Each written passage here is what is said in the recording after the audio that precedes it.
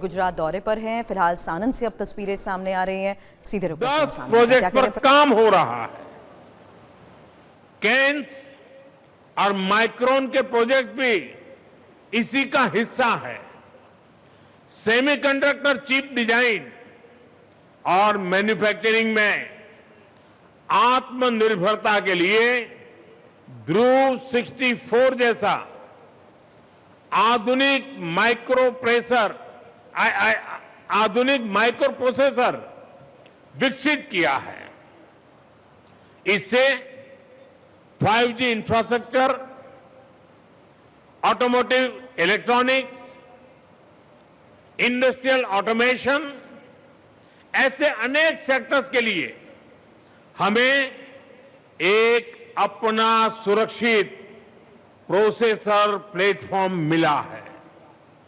साथियों, semiconductor mission की अब तक की सफलता के बाद अब भारत ने इसके अगले फेज की तरफ कदम बढ़ाया है। इसी सोच के साथ इस वर्ष के बजट में इंडिया सेमीकंडक्टर मिशन 2.0 की घोषणा की गई है। इस फेज का फोकस भारत में सेमीकंडक्टर इक्विपमेंट और मटेरियल्स के प्रोडक्शन पर है। अब हमारा प्रयास एक फुल स्टैक भारतीय सेमीकंडक्टर इकोसिस्टम तैयार करने का है, ताकि हम डोमेस्टिक और ग्लोबल सप्लाई चेन में बड़ी पार्टनरशिप कर सके। साथियों, भारत आज industry led research and training centres को प्रोत्साहित कर रहा है, ताकि टेक्नोलॉजी डेवलपमेंट भी हो और एक फ्यूचर रेडी स्किल्ड वर्कफोर्स भी तैयार हो।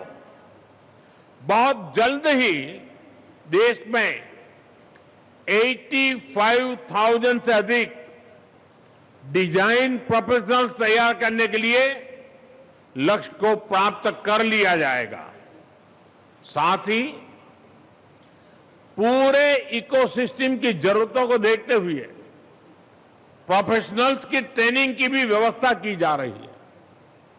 सेमीकंडक्टर डिजाइन को बढ़ावा देने के लिए चिप्स टू स्टार्टअप भी कार्यक्रम चल रहा है। आज देश की करीब 400 यूनिवर्सिटीज और स्टार्टअप्स को आधुनिक डिजाइन टूल तक एक्सेस दी गई है। इससे 55 से अधिक चिप्स का डिजाइन और निर्माण किया जा चुका है। साथियों, इंडस्ट्री एस्टिमेट्स के अनुसार आज भारत का सेमीकंडक्टर मार्केट करीब $50 बिलियन यानी करीब 4.5 लाख करोड़ रुपए का है। ये इस दशक के अंत तक $100 बिलियन यानी 9 लाख करोड़ रुपए को पार कर सकता है। ये दिखाता है कि भारत में इस सेक्टर में कितनी ज्यादा संभावनाएं हैं। हमारा टारगेट अपनी जरूरतों की अधिक से अधिक चिप्स भारत में ही बनाने का है। भारत के इस संकल्प को लेकर दुनिया भर के निवेशकों में जो उत्साह है, वो हमारे लिए बहुत बड़ी पूंजी है। साथियों, भारत एक सशक्त सेमीकंडक्टर इकोसिस्टम तो बना ही रहा है, साथ ही रॉ मटेरियल की रेजिलिएंट सप्लाई चेन के लिए भी बड़े प्रयास कर रहा है। पैक्स सिलिका में भारत का शामिल होना इसी प्रयास का ही एक हिस्सा है। दुनिया भर में जो हमारे पार्टनर्स हैं, उनके साथ मिलकर भारत में हम एक सुरक्षित सप्लाई चेन सुनिश्चित करना चाहते हैं। साथियों, क्रिटिकल मिनरल्स में आत्मनिर्भरता के लिए भारत ने नेशनल क्रिटिकल मिनरल्स मिशन भी शुरू किया है। इसके तहत क्रिटिकल मिनरल्स की माइनिंग और प्रोडक्शन पर बल दिया जा रहा है। मिनरल्स की रिसाइकलिंग के लिए भी 1500 करोड़ रुपए की स्कीम शुरू की गई है। इस वर्ष के बजट में उड़ीसा, आंध्र प्रदेश, तमिलनाडु, केरलम जैसे कोस्टल स्टेट्स को मिलाकर रेयर अर्थ कॉरिडोर के निर्माण की घोषणा की गई है।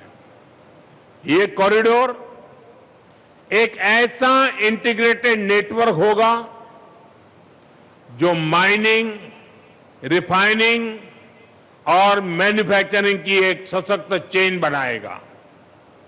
हमारा प्रयास है कि देश में क्रिटिकल मिनरल्स का एक राष्ट्रीय भंडार हो। अच्छा होता कि ये काम 30-40 वर्ष पहले शुरू होता, लेकिन अब भारत इसके लिए मिशन मोड पर काम कर रहा है। साथियों, भारत का मानना है 21वीं सदी का एक कालखंड सिर्फ इकोनॉमिक कंपटीशन का समय नहीं है, ये फ्यूचर के टेक लैंडस्केप को शेप करने का समय है। इसलिए मैं इस दशक को, इस डेकेड को भारत का टेकेड कहता हूं। इस दशक में भारत टेक्नोलॉजी से जुड़े जो इनिशिएटिव ले रहा है, वो आने वाले दशकों में भारत की लीडरशिप को सशक्त करेंगे।